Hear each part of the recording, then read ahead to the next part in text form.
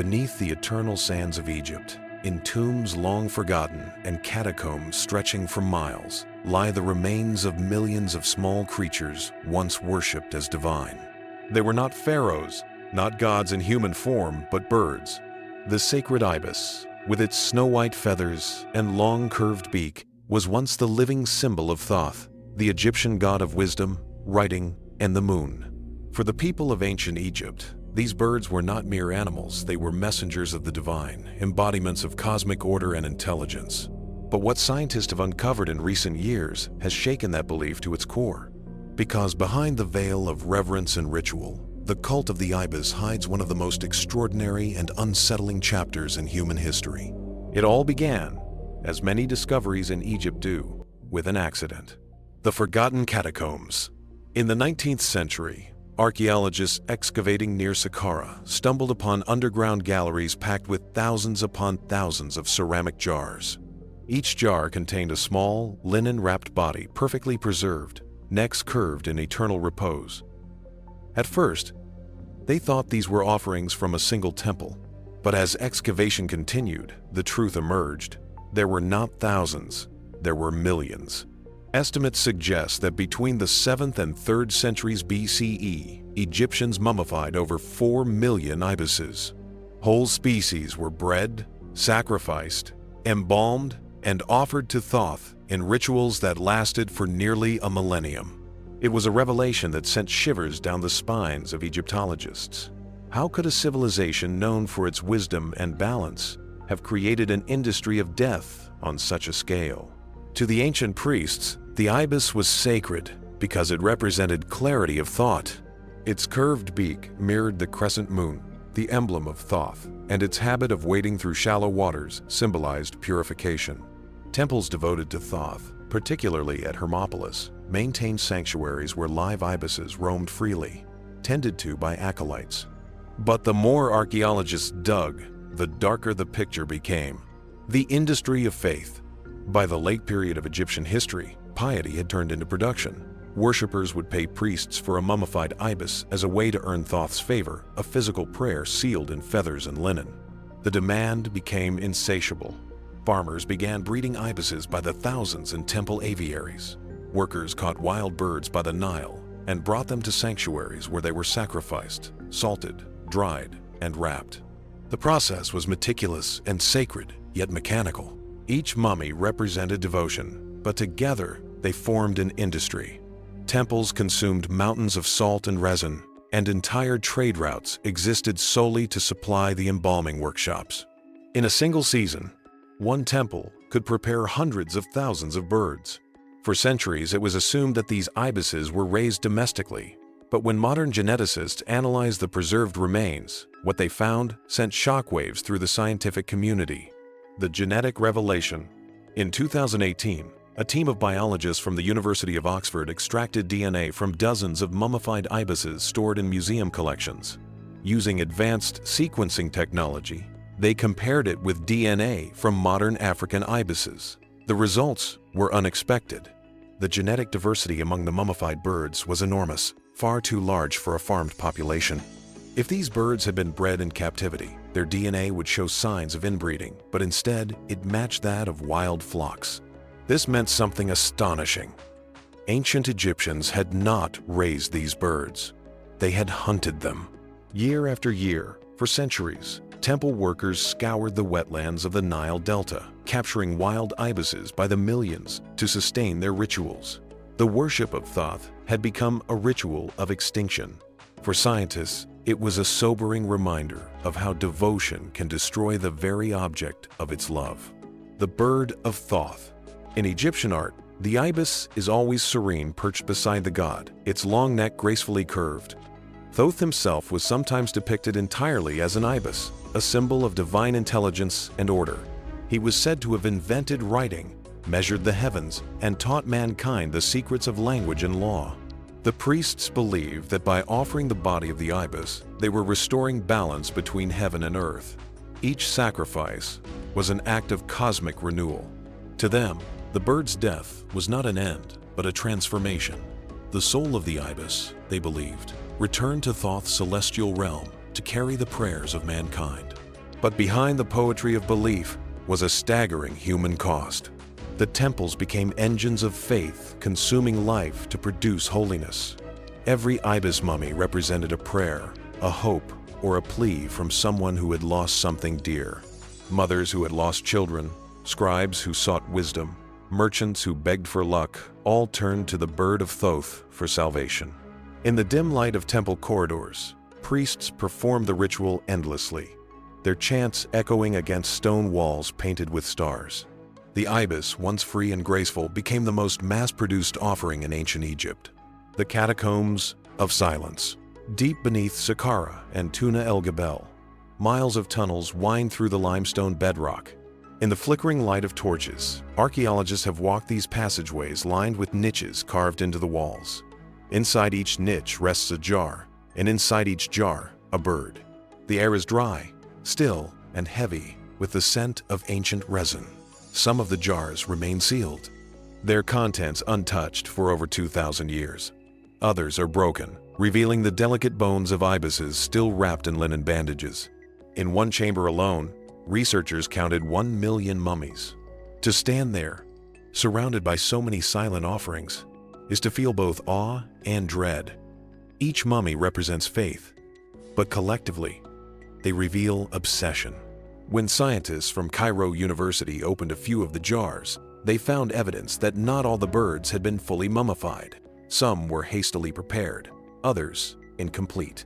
It was clear that demand had far outpaced the supply of skilled embalmers. The sacred ritual had become a production line. And yet, despite the industrial scale, the reverence never vanished. Each ibis, no matter how imperfectly preserved, was laid to rest with care, as though each one were a messenger to the gods. The vanishing of a god. By the time Egypt fell under Greek and Roman rule, the cult of Thoth began to fade. The rituals slowed, the temples emptied, and the sacred ibis, once so abundant, began to disappear. The wetlands that sustained them were drained, and the endless hunting drove the species out of Egypt altogether. Today, the African sacred ibis still exists, but not here, not in the land where it was once divine. It has vanished from Egypt's skies, leaving only its image carved in stone and wrapped in linen beneath the desert. It is one of history's cruelest ironies. A creature once revered as the embodiment of wisdom was destroyed by the very civilization that worshipped it. And perhaps that is why scientists who study these remains speak of them with reverence. Because in those tiny mummified bones lies a warning that even the most enlightened society can lose itself in devotion, mistaking faith for wisdom and sacrifice for salvation. For centuries, the ibis was more than a bird in Egypt. It was a bridge between worlds. But when modern archaeologists began reopening the ancient catacombs dedicated to Thoth, they realized that what lay buried beneath the desert was far greater and far darker than anyone had imagined. In the early 20th century, French and British explorers ventured deep into the tunnels beneath Tuna el Gebel, a vast necropolis in Middle Egypt. What they found there defied comprehension. Endless corridors carved into the limestone, stacked from floor to ceiling, with jars containing mummified birds. Torches flickered over row after row of identical shapes, stretching into darkness. Some rooms were so densely packed that even the walls seemed to be made of mummies. No other culture in history had built anything like this. It wasn't a tomb, it was a factory for eternity. The cult of Thoth. To understand why, one must return to the heart of Egyptian religion. Thoth, the god of wisdom, was believed to be the divine scribe who recorded the fate of every soul after death. He was the keeper of knowledge, the inventor of writing, and the one who balanced the universe. The ibis, his chosen form, embodied his nature, graceful, intelligent, and perfectly poised between earth and sky. To kill an ibis outside of ritual was forbidden, but to sacrifice one for Thoth was considered the highest honor. Each temple of Thoth had its own sanctuary of birds. Priests maintained these flocks carefully, feeding them fish and mollusks from the Nile. Pilgrims would travel from across Egypt to purchase a mummified ibis as an offering, a tangible plea for divine wisdom or forgiveness. Over the centuries, this devotion evolved into a vast religious enterprise. The ibis became both the messenger and the merchandise of faith. The City of Birds. By the time of the Ptolemies, the Greek rulers of Egypt who reigned after Alexander the Great, the cult of Thoth had reached its peak. At Hermopolis, the city dedicated to him, thousands of pilgrims arrived each year. They came carrying prayers written on papyrus scrolls, which they placed beside the wrapped bodies of the ibises before sealing them in the catacombs. The rituals were theatrical and precise. Priests wearing ibis masks performed hymns and incantations while incense burned and drums echoed. Each offering was meant to ensure communication with the gods. The ibis was believed to carry the words of mortals into the heavens, its curved beak writing invisible messages across the night sky. But faith had a cost. The wetlands of the Nile could not sustain the relentless demand for birds. Over time, hunting replaced breeding, and the Nile's delta, once teeming with life, grew quieter. The cult's devotion turned into depletion. By the 2nd century BCE, Egypt's sacred ibis, the species that had inspired Thoth himself, was nearly gone. The hidden evidence. For a long time, historians thought that the disappearance of the ibis was simply a natural decline. But as archaeologists continued to explore the catacombs of Tuna el-Gebel and Saqqara, they began to uncover evidence that pointed to something more deliberate, a collapse caused by human obsession. In one chamber, researchers discovered unfinished mummies, birds that had been wrapped hastily, some still containing traces of blood. This indicated mass slaughter, not selective ritual.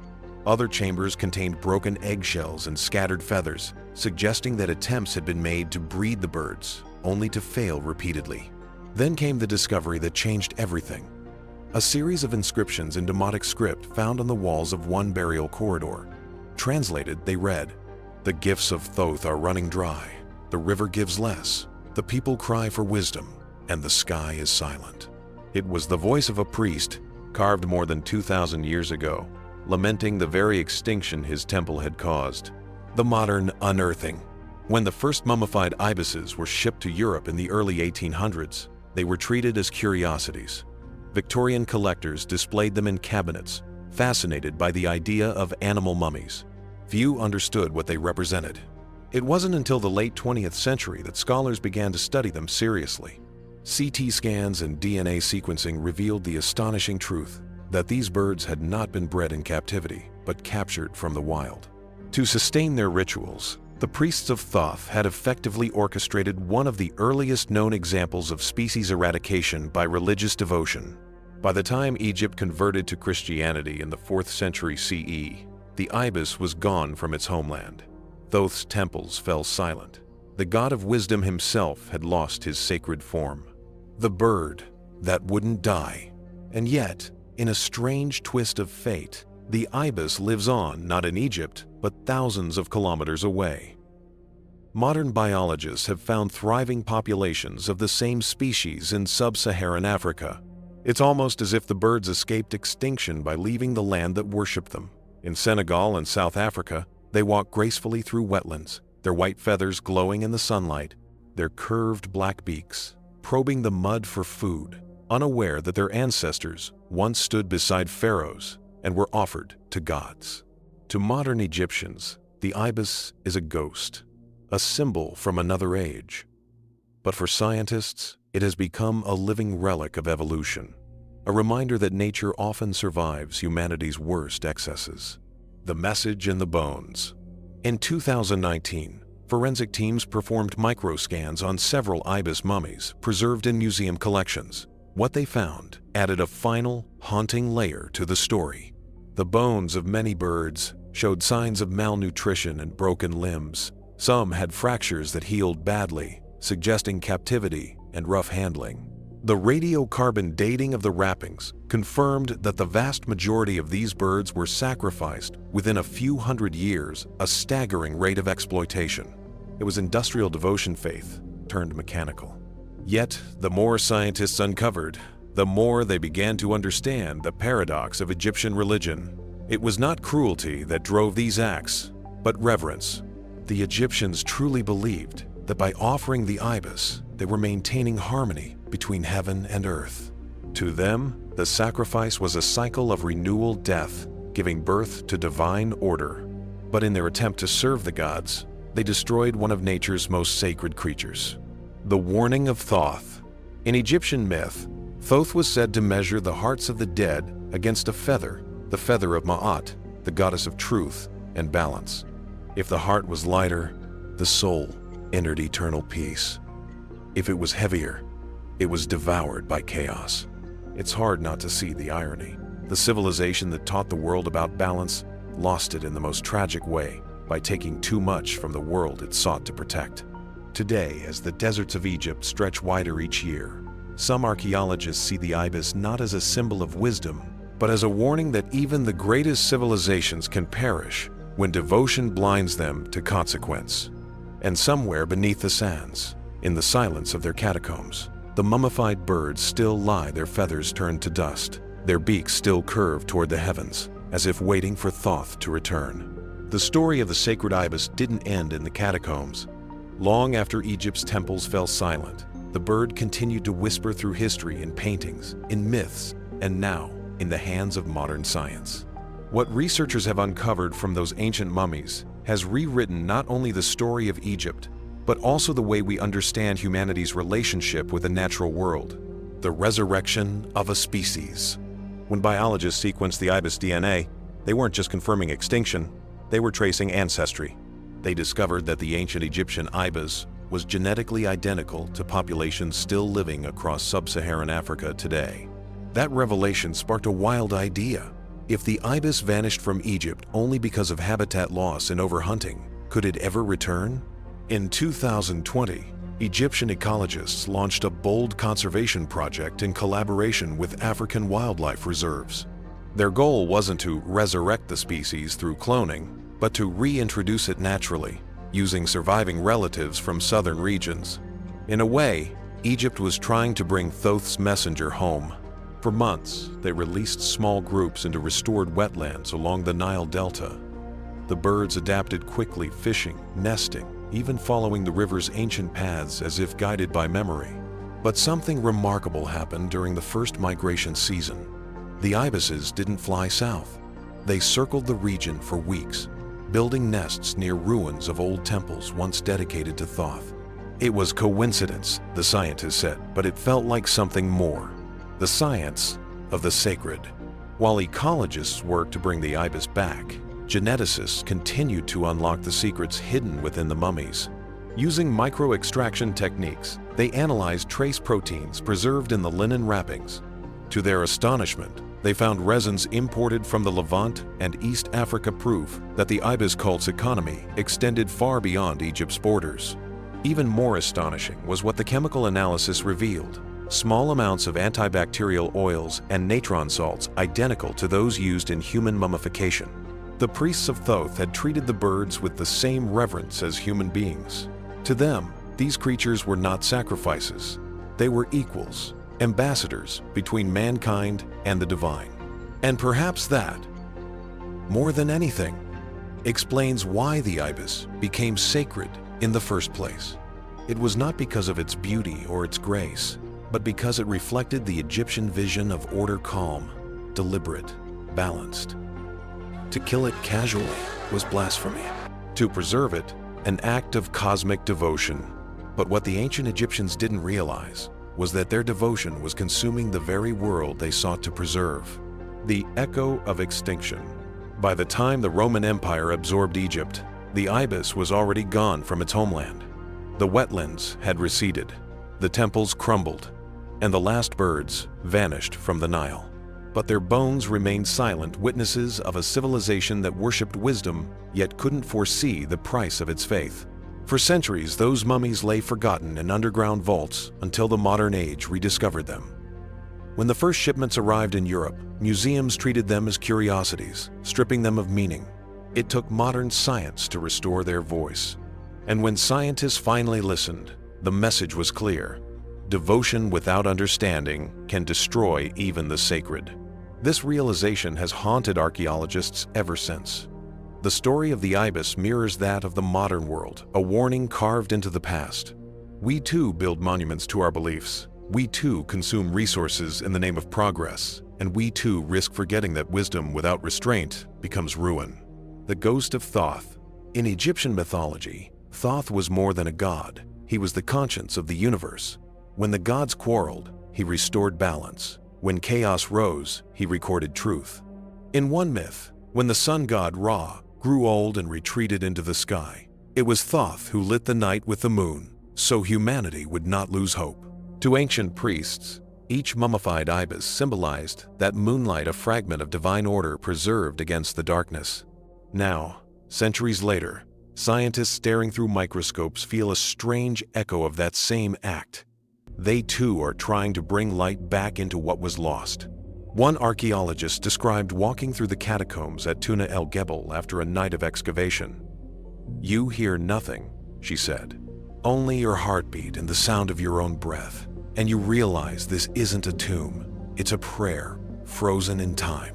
Modern miracles. Today, the sacred ibis has reappeared in an unexpected place, not Egypt, but Europe. Escaped birds from African collections have formed wild populations in France, Spain, and Italy. Biologists are stunned by how quickly they adapt, thriving in climates once thought too cold, finding food in flooded rice fields and marshes.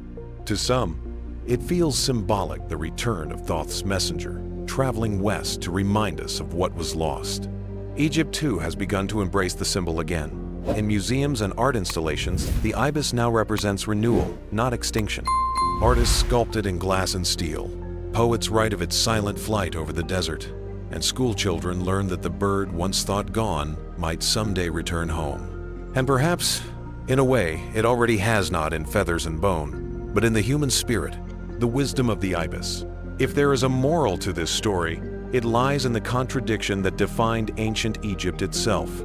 A civilization capable of immense beauty and immense destruction. The ibis reminds us that reverence is not enough. Understanding must follow. The Egyptians saw the bird as a mirror of the human mind, curved, searching, reaching for what lies beyond. And maybe they were right. The ibis doesn't just belong to the past. It represents what humanity still strives for.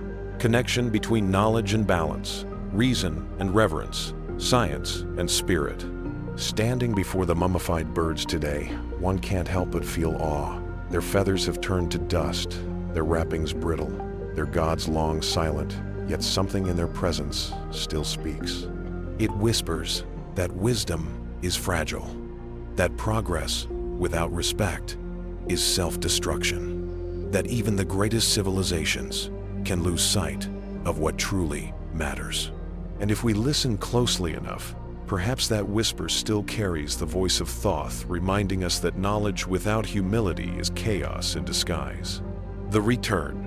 On a cool morning in the Nile Delta, near the ruins of a once sacred temple, a team of ornithologists watched a single white bird glide down from the sky. Its wings stretched wide, the light catching its feathers as it landed among the reeds. It dipped its long black beak into the mud, searching for fish, unbothered by the watching humans. For a moment, no one spoke.